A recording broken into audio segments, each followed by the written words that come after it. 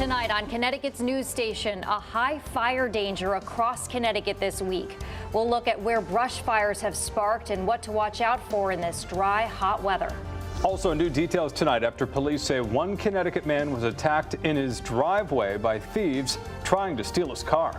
And a man is convicted of murdering a woman in one Connecticut city nearly 20 years ago. We'll tell you how long he'll spend in prison and look back on this previously cold case. Now at 10, this is Fox 61, Connecticut's news station. And we begin at 10 tonight with a high fire danger across Connecticut because of this week's warm and dry weather. Good evening. I'm Jen Bernstein. And I'm Ben Goldman. Thanks for joining us here tonight at 10.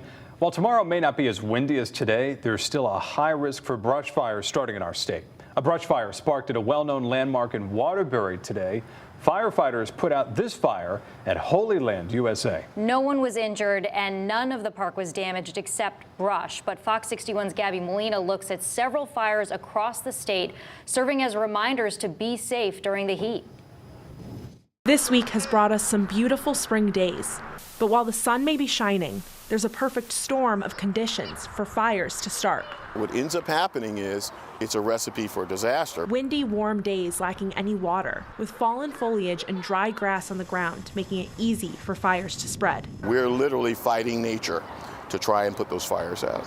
New Haven Fire Chief John Alston says his department has been keeping a close eye on conditions the past few days. We have to be on the lookout for even spot fires, even small fires, to try and catch them as quickly as possible.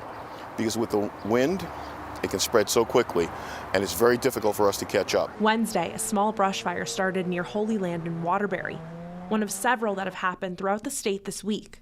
There should be no outdoor burning until those conditions improve. Alan Zygmunt of the Connecticut Fire Academy says battling fires like these involves a different approach than most other fires. Most of the time we're thinking about water and carrying hose into buildings or around buildings and applying water to the flame. In this case, very oftentimes, we're actually removing fuel from the path of the fire. Fire officials say even something as small as a cigarette can spark a big fire right now. But the rain isn't going to be coming until Sunday, possibly Monday. The weather is warm. We're outside. We're trying to enjoy this. We just have to be very careful. That means even avoiding grilling outside and certainly not burning anything. Gabby Molina, Fox 61, Connecticut's news station. Now, the temperature is really going to spike over the next 2 days, feeling a lot more like the middle of summer than early spring. Let's check in with Chief Meteorologist Rachel Frank as temperatures are just going up. Hi, Rachel. Yeah, we're going to take a run at the records. Very unusual warmth for this time of year. And it started today. Nothing unusual, but certainly feeling a lot warmer out there. And our first 80-plus degree day in the Hartford area. The average first 80-degree day is around April 28th, so a couple of weeks early this year. But there's a chance that we could get near 90 degrees in the Hartford area over the next couple of days. The average first 90-degree day is May 30th, so that would be incredibly early if we do end up getting there, and I think it's going to be very close. 63 right now in Hartford, close to the 60-degree mark along the Connecticut shoreline, and heading through the overnight hours, we'll see temperatures only dropping slowly back into the 50s as we head towards daybreak tomorrow. Tomorrow, lots of sunshine. By noon, temperatures are up around 80. Look at these high temperatures as we head through the afternoon, climbing into the middle and upper 80s away from the Connecticut shoreline with record challenging warmth in the forecast. And at the beaches, it's warm too. We start off with temperatures in the 50s. It's not as warm as inland areas, but we still have a chance to take a run at records right along the I-95 corridor with temperatures climbing up around the 80-degree mark as we head through the afternoon, really feeling more like July than April. We're going to do it all over again on Friday with some subtle tweaks, and then it does turn a bit cooler as we head into the weekend, and we're also timing out the chance for some much needed rain. Your full forecast coming up in just a few minutes, guys. Thank you, Rachel. Well, we are learning new details tonight about the video that appears to show a group trying to steal a man's car from his driveway and then attacking him. It happened in Rocky Hill earlier this week, and police are looking for the suspects tonight. Fox 61's Jake Garcia joins us live in Rocky Hill this evening with the very latest on this case. Hey, Jake. Well, Jen, the attempted car theft and attack happened Monday at around 7 o'clock in the evening. All of it caught on camera. Police still looking for those responsible tonight. She tried to grab her car. Rocky Hill police are investigating after a group attempts to steal a car from a driveway. The homeowner rushes to confront one of the suspects. That's when video shows several others run in and begin attacking the man for nearly 40 seconds. Until a woman can be heard on the security camera yelling at the suspects, causing them to run off. While this type of crime is common, experts say it's rare to happen during the day. This was a very unusual attempt at a car theft. You normally see this kind of action occur these days at gas stations where a person may leave the key in their car as they're either going into the convenience store or pumping gas. This was a brazen attempt right out of a person's driveway.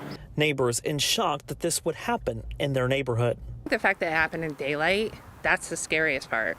Like, it's not at night, and you normally think something like that might happen at night, but now they're out and about in daylight.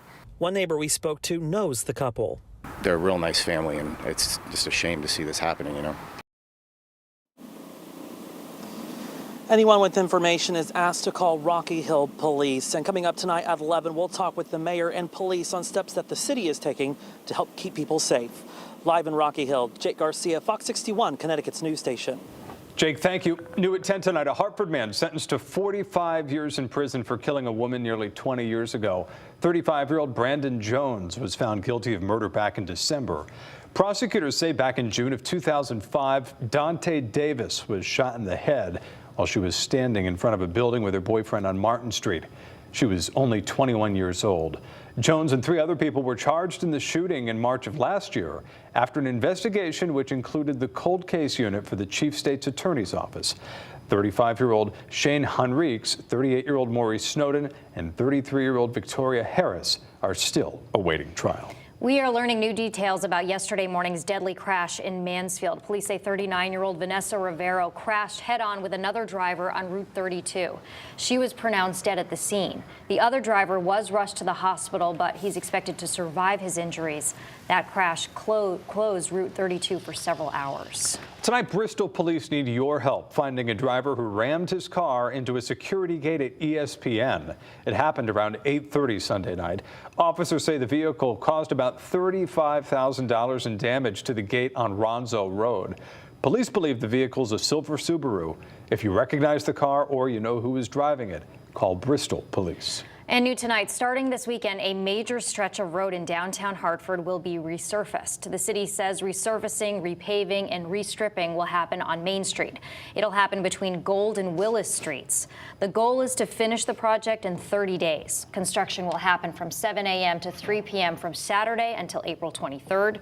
Milling and paving will be done from April 24th to May 2nd between 7 p.m. and 5 a.m. Work is expected to continue until May 13th. Street parking will be limited.